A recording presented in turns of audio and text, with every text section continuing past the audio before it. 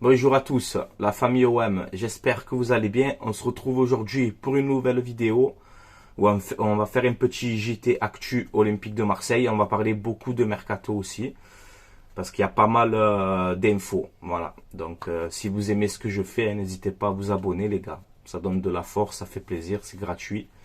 Et à commenter surtout cette vidéo pour me donner votre avis.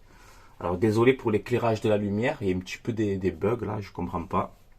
Donc si ça est un peu sombre des fois, je suis désolé. Alors on a une déclaration de Samir Nasri. En gros, hein, il a dit l'OM a un effectif pour jouer une Coupe d'Europe cette saison. Je préfère que l'OM fasse un gros parcours en Europa League, par exemple demi-finale, plutôt que faire une Ligue des Champions dans un chapeau 4 et finir dernier de la poule.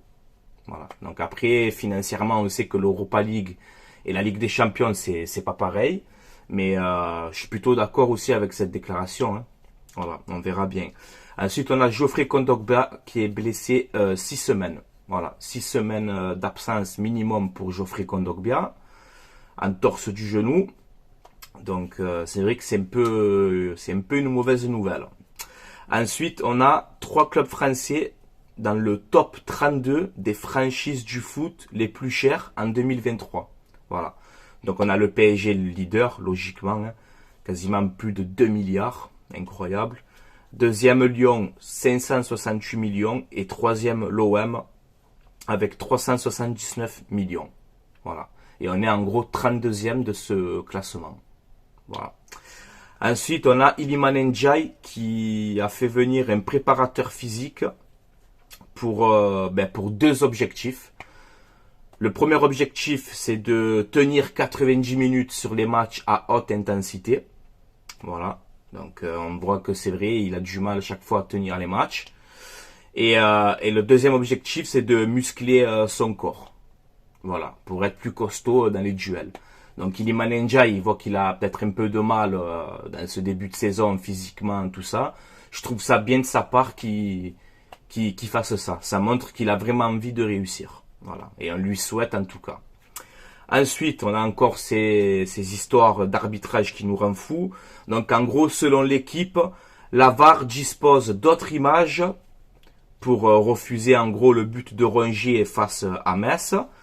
Mais ces images n'ont pas été diffusées. Ouais, mort de rire quoi. Bon, il y a une réunion qui est prévue, à ce qu'on a entendu, avec les arbitres, je sais pas, voilà, pour faire un peu le point. Et l'OM va se plaindre des décisions d'arbitrage qui, depuis le début de saison, nous coûtent quand même assez de points. Voilà. Ensuite, on va parler du mercato. On parlait beaucoup de Aymeric Laporte. Il va signer normalement à Al Nassr. Voilà, avec un salaire de 25 millions d'euros par saison. Donc on ne peut pas donner des salaires comme ça. C'est impossible. Ensuite, on voit que la priorité de l'Olympique de Marseille pour ce mercato, la priorité, c'est à 2 postes. Donc un latéral droit pour doubler Jonathan Klaus. Ils ont bien dit pour doubler Jonathan Klaus, pas pour le concurrencer. Donc on verra bien. Et un milieu gauche polyvalent. Voilà les 2 postes pour l'Olympique de Marseille. Donc tout ce qui est gardien et tout, on oublie. Voilà. Et après, vous savez, chaque départ est remplacé. Voilà. Donc si tu as un défenseur qui part ou un milieu, etc., c'est possible qu'on recrute encore. On voit que donc l'OM sera en négociation avec un milieu gauche. Le nom n'a pas filtré. Voilà. Donc j'ai aucune idée, les gars. Je sais pas qui c'est. C'est ce qu'on nous explique là. Ensuite, on a Alexis Sanchez qui devrait normalement retourner à l'Inter Milan. Voilà, c'est assez chaud. Donc une saison, contrat d'une saison avec un salaire à peu près de 2,5 millions la saison. Et sûrement sa prime à la signature, t'as compris. Donc il va retourner dans un club où il était remplaçant. Super. Ensuite, on a Guendouzi qui est proche de la Lazio. Voilà, de la Lazio de Rome. L'entraîneur de la Lazio le veut à tout prix. On parle d'un transfert de 15 millions d'euros plus des bonus. Ça pourrait atteindre en gros les 22 millions d'euros. Donc je trouve quand même que c'est mal vendu quand je vois des clubs qui vendent des joueurs plus chers que ça, quoi. Guendouzi, c'est quand même international, tu vois, international français. Il est jeune, il a un fort potentiel. Donc ça fait un peu chier qu'ils partent pour cette petite somme. Pour moi, je trouve que c'est mal vendu. Voilà. Surtout qu'on a vu Guendouzi à la commanderie qui a fait des photos, etc. avec les supporters, alors que c'est un mec qui s'arrête pas souvent pour les photos, tout ça. Donc je pense qu'il est très très proche du départ. Mais bon, avec la blessure de Kondogbia et tout, on ne sait jamais. Mais c'est vrai que c'est chaud. Unai pisté par 2 clubs saoudiens. Voilà. Donc on parle pareil, entre 15 et 20 millions s'il y a une possible vente. Là on voit qu'apparemment les clubs saoudiens pourraient approcher l'entourage du joueur. Donc on verra bien. Ça pareil, tu l'achètes en janvier 10 millions pour le revendre derrière. Enfin, ça c'est pareil, je comprends pas. Moi Unai, je le garde personnellement. Après je t'ai dit, à l'OM, personne n'est intransférable. Ça je vous le dis chaque fois. Mais vous avez la preuve. Tu as une bonne offre, le joueur il part. C'est comme ça.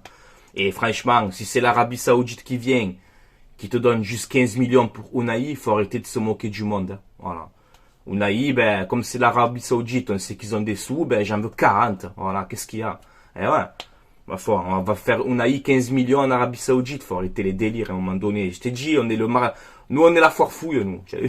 Mort de rire. Et sachant que si tu as une possible vente de Unai, tu as 30% qui va à Angers. Hein. Attention. Donc on verra bien. Isaac Touré pisté par des clubs de Ligue 1. Donc on a Metz, Lorient et Nantes qui seraient sur Isaac Touré. Voilà, donc pareil, un joueur que tu as acheté quasiment 7 millions d'euros il y a 1 an et demi là au Havre. Le mec qui vient, il n'a pas de temps de jeu, il a rien, on le revend direct. Donc l'OM privilégie un transfert sec. Voilà, moi perso, j'aurais vendu Balerdi, j'aurais gardé Isaac Touré. Mais bon, c'est pas moi qui décide. Après Malinowski, on voit que le Genoa s'intéresse à Paul Lirola. Voilà, donc vous pouvez y aller, mes amis du Genoa, allez-y, il n'y a pas de problème. Lirola, il a plus la tête dans le ballon, je vous le dis malheureusement pour lui. Hein. Mais c'est un mec qui est pas fiable et moi je le vendrai, Lirola. Ensuite, on voit que Insidor est considéré par la direction de l'OM comme un attaquant de pointe. Donc c'est l'attaquant français de 22 ans du Lokomotiv Moscou, passé par Monaco à une époque. Il a 22 ans. Donc la direction de l'OM, si on venait à faire Isidore, ça serait pour jouer à 2 devant ou pour être la doublure de l'avant-centre, Aubameyang ou Vitinha par exemple. Donc voilà, on verra bien Isidore.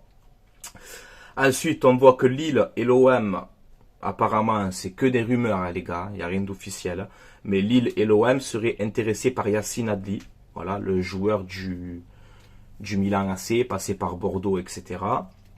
Et il me semble qu'il est formé au Paris Saint-Germain. Je sais pas, dites-moi en commentaire, je me rappelle plus. Donc on voit qu'en janvier, l'OM était déjà intéressé par lui. Donc on verra dans ce mercato. Voilà, on verra si on peut faire Yacine Adli. Ensuite, l'OM aurait pris des renseignements pour un prêt avec option d'achat pour Salah Makers. Voilà, c'est l'ailier du Milan AC. Bon joueur, très intéressant. Alors cette info a été démentie par la Minute OM. Vous savez que j'ai fait beaucoup confiance à la Minute OM. Ils ont dit comme quoi il n'y a rien du tout entre l'OM et Salah Makers. Voilà, donc on verra bien.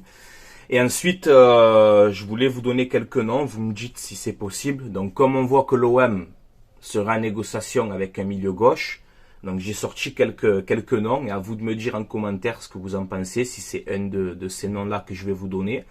Ou alors si vous avez d'autres pistes, donc je répète, un milieu gauche. Ok, un milieu gauche, mais moi je pense polyvalent.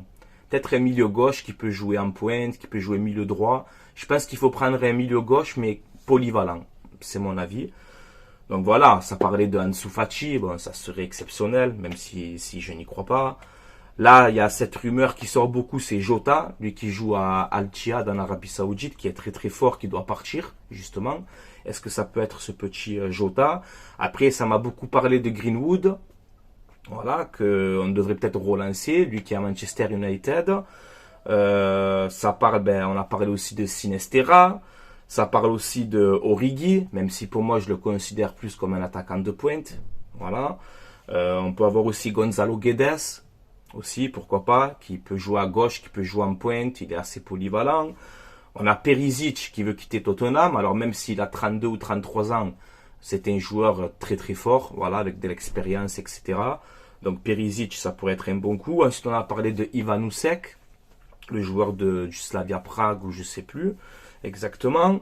Carrasco de l'Atlético, moi c'est un joueur que j'aimerais bien aussi à l'OM, assez polyvalent, pareil, passé par la Ligue 1. Il y en a beaucoup qui réclament le retour de Ocampos. Donc pareil, lui aussi c'est un joueur polyvalent. À Séville, il joue beaucoup sur le côté droit. À l'OM, il joue aussi sur le côté gauche. C'est un guerrier, il connaît le club. Je suis contre les retours, mais Ocampos, honnêtement, ça me ferait réfléchir. Voilà. On a besoin de guerriers sur le terrain. Et Ocampos, il correspond à ce profil-là. Voilà. Après, on parlait aussi de Amiri, de Leverkusen. Donc, on verra bien. Dites-moi en commentaire ce que vous en pensez de toutes ces pistes. Si vous avez d'autres pistes, justement, n'hésitez pas en commentaire à me le dire. Et voilà, dès qu'on a un peu plus d'infos, ben, je referai une vidéo pour voir c'est qui ce joueur-là. Mais voilà, je pense qu'on a fait un petit peu le tour, les gars. Maintenant, à vous de me dire en commentaire, hein, voilà, ce que vous en pensez de cette vidéo, de donner votre avis. Et voilà, les gars, je vais vous laisser là. Et je vous dis à très bientôt. Voilà, les gars, passez une excellente journée. Avant d'arrêter, je fais une pub pour mon partenariat maillogo.com. C'est un site où vous avez des maillots de foot, des survêtements. Vous avez quasiment toutes les tailles.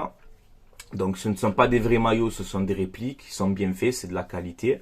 Si vous commandez, vous mettez le code promo Francky, F-R-A-N-C-K-I, et vous aurez moins de 10% de réduction sur votre commande. Là, ils sont en train de mettre tous les nouveaux maillots.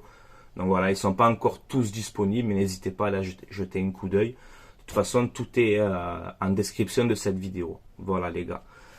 Allez, je vous laisse là. Le mercato n'est pas fini. Et il faut renforcer encore l'Olympique de Marseille. Voilà, ça c'est clair et net. Donc on verra bien. On va laisser la direction travailler.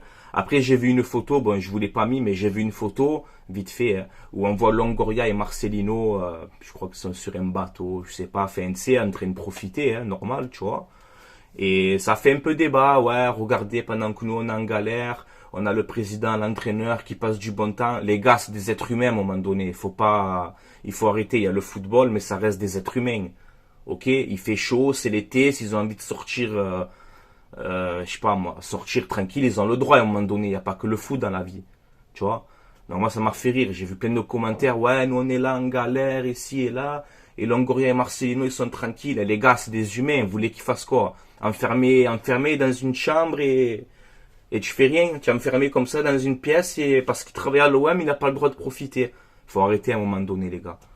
Donc laissez-les, hein, ils font ce qu'ils veulent, mais ça travaille. Hein. Il n'y a pas que Longoria, Marcelino et Ribalta qui travaillent. Ils ont des gens aussi avec eux, vous inquiétez pas. Le mercato, il n'est pas fini. C'est pas parce qu'on voit notre président assis, tranquille, en train de prendre du bon temps que ça travaille pas. Il a le droit de travailler, quoi. Et surtout, il a le droit de prendre du bon temps aussi, c'est normal. C'est des êtres humains, les gars. Voilà. Bref, c'était une petite aparté, voilà. Allez les gars, je vous laisse là, passez une excellente journée ou une excellente soirée. Et on se dit à très bientôt pour une nouvelle vidéo. Voilà. Allez l'OM les gars, à la vie à la mort, comme d'habitude. Ciao ciao tout le monde.